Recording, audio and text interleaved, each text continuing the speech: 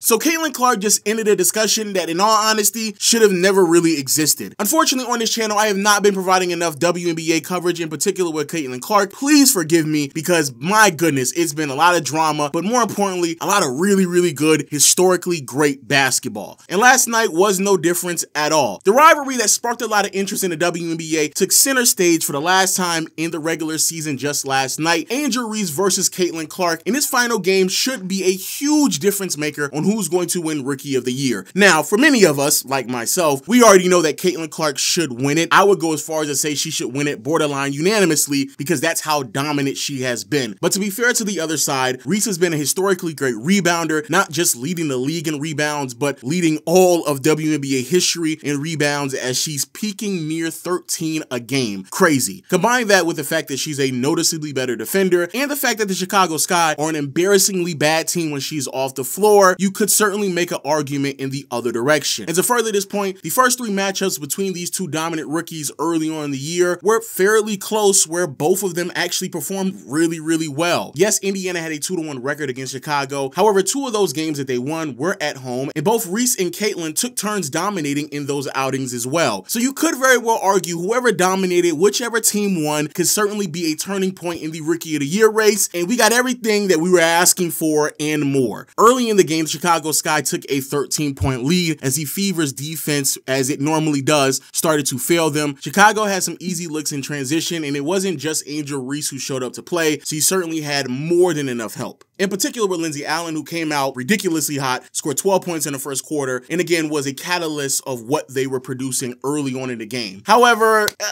that's about it. There's not really much else to talk about the Sky. Yes, Angel Reese did finish his game with a double-double, as she normally does. However, towards the tail end of this game, and I'll highlight this towards the end of this video, those numbers that she was producing just weren't that impactful at all. And after obtaining the 13-point lead, there really wasn't that much motion for the remainder of the game for Chicago, and Indiana was just overwhelmingly dominant. And leading the charge wasn't just Caitlin Clark with the Fever, but also her running mate, Kelsey Mitchell, in the backcourt as well. Both of them were sensational, in particular in the second quarter, where they both scored 10 points apiece, and Caitlin took it up another notch, because not only was she scoring with deep three-pointers, but also passing and playmaking, as she frequently does. Some of the passes that she was making was really hard to believe. Tough reads, just threading the needle in transition, and again, the tough threes, even a logo three that ended up tying the game in the second quarter, aided the Fever in mounting a comeback, and they continued to ride it throughout the entire second half. And heading into the second half, a Fever team that found themselves down 13 early on not only found themselves with a lead, but did so in dominant fashion in the second quarter, as they held Chicago to only 16 points. By halftime, Caitlin Clark already had 15 points, 7 assists, 3 rebounds, and shooting 6 for 9 from the field, 3 for 5 from behind the arc, and didn't even make a free throw yet. And again, I would be doing a bad job if I didn't bring up Kelsey Mitchell, because it just wasn't Caitlin Clark. Mitchell finished that first half with 18 points her own, with a rebound, 7 for 10 from the field, 3 for 4 from behind the arc, and again, didn't really get it at the free throw line. It was actually a treat to watch. And I was actually watching this live on playback.tv/Lowe's Room, and in doing so, I paused and I thought to myself, Caitlin could possibly finish this game with 30 points and 10 assists. At the time, it didn't seem like it was possible, especially if Indiana continued to build on this lead and it started to be a blowout, and then Caitlin wouldn't play in the fourth quarter. But again, Caitlin continues to surprise and impress everyone, because in the third quarter, Caitlin poured in 8 more points, 2 more assists, should have been more if her teammates were able to finish on some of these easy layups that they were getting from her passing. And in the fourth quarter, we got to see what we always love to see, and that is an opposing team getting frustrated at how dominant Caitlin is and just taking it out on her by being overly aggressive and sending her to the free throw line with a bunch of flagrant fouls. Yeah.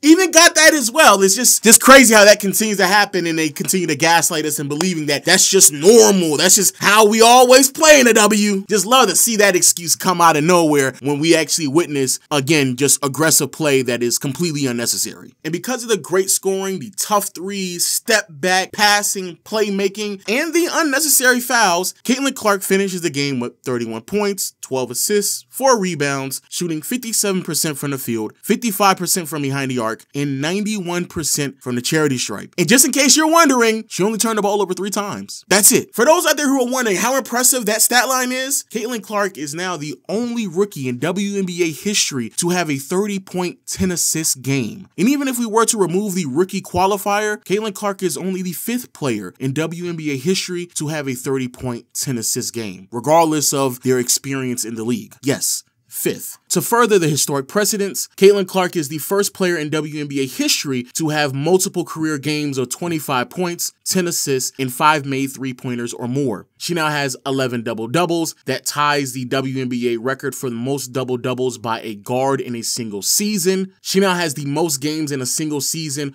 with 20 points and 10 assists. And after that game, Caitlin Clark already has more career assists than 78.9% of all players in WNBA history. Yes, Caitlin Clark was that historic last night. Don't get me wrong, once more, Angel Reese finished once more with a double-double. She continued to add to her historically great rebounding season, and she is on pace to not only grab the most rebounds by a rookie in league history, but also just grab the most rebounds, period. However, as someone who has started to watch these games a bit more closely with a keen eye, I am starting to recognize a couple of things with Angel Reese that certainly doesn't sit right with me. Reese was not only still in the game in the 4th quarter once it was already decided, going after boards and putting up points to make sure that she could accomplish the double-double itself, but the finishing around the rim is still really, really bad. I don't necessarily know the numbers after tonight's game. However, I did do some digging myself, and after researching, I realized that shots 8 feet or closer to the basket, Angel Reese is only converting those at 40%, which is really troublesome. And as time has progressed, she's gotten even worse in these regards. Now, in my opinion, this doesn't take too much away from her game. She's still an amazing player, dominant figure on the boards and defensively. And even though, yes, you could put some asterisk or some context into some of her rebounds because she is grabbing some of her own misses, it still doesn't remove the fact that she's one of the greatest rebounders the league has ever seen. But it is still very important to highlight that you have a player who is a clear negative on one side of the floor, and even though, yes, she is dominant on the boards and a really good defender, that has never, and I do mean never, ever, ever, ever, ever, been close to the same value that we see with someone like Caitlin Clark. Caitlin is literally orchestrating the entire offense. This is someone who has arrived, has immediately made everyone around her better, and in particular, and more importantly, it is translated to a level of winning that this franchise has not seen in nearly a decade. And actually, this win against Chicago now pushes the Indiana Fever to a 500 ball club, which again is something that this franchise has not seen in quite some time. But in all honesty, a lot of these things that Caitlin accomplished tonight shouldn't really be that much of a surprise if you've been watching closely. Unlike her rookie counterpart, Caitlin has actually gotten better as the season has progressed. In the last 20 games, she's averaging 19 points, 9 assists, 4 rebounds on a true shooting of 60%. In the last 10, her scoring has gone up to around 22 to 23 points per game, where the efficiency is still relatively the same. And since the All-Star/Olympic break, she's looked even better. And it's a break that she needed. Matter of fact, every rookie needed, because you're basically asking these young women to go from the college game to the pros within a month's amount of time, and very little, if any, break in between. And it was even more difficult for Caitlin in the beginning part of the season because for the first 11 games, the schedule makers didn't do her any justice at all. In the first 11 games, the Fever played them in like 20 nights. They played some of the best teams in the association: the Connecticut Sun, Las Vegas Aces, New York Liberty, literally some of the best teams in the league, all within an 11-game span, and they did so multiple times. But more importantly, just like every rookie that has ever existed, of course, there was going to be a learning curve. So for Caitlin to go through that learning curve while going through a hellacious schedule, while also trying to figure out how to lead a franchise that had not had a winning record in nearly a decade's time, it was a lot. And early on, it did not look great. However, since those first 11 games, it has been undeniably true who has been a more dominant figure in this rookie class. And not only has Caitlin Clark lived up to the expectations, but I would go as far as to say she's exceeded them, because I would say Caitlin is not just clearly the best rookie rookie this season and should win Rookie of the Year honors pretty convincingly, but I would go as far as to say that she should be in the conversation on who should be running up in the MVP race. A'ja Wilson should win that award, let's be very, very clear, but who should come second and third? Caitlin Clark is so dominant that she should receive some MVP votes. Very legitimate consideration for being an MVP candidate this season. So sorry to all the Angel Reese fans out there. Reese is an amazing rebounder, a really great defender, and she's doing a lot of things at a historic precedent as well, and we should never marginalize that. However, I do believe it's very silly and foolish to continue to have a conversation that doesn't need to persist. We should take the time out and acknowledge other rookies in this draft class that are looking really great as well. In particular, Rickea Jackson, because she looks amazing. But when it comes to who has been the best rookie of this season, if this last game did not cement it in your mind, nothing will. And honestly, we should move on to bigger and better things and talk about how Caitlin Clark isn't just the best rookie that this league may have ever seen, but where does she rank amongst other all-time great players at their absolute best? And again, all of this in her rookie season.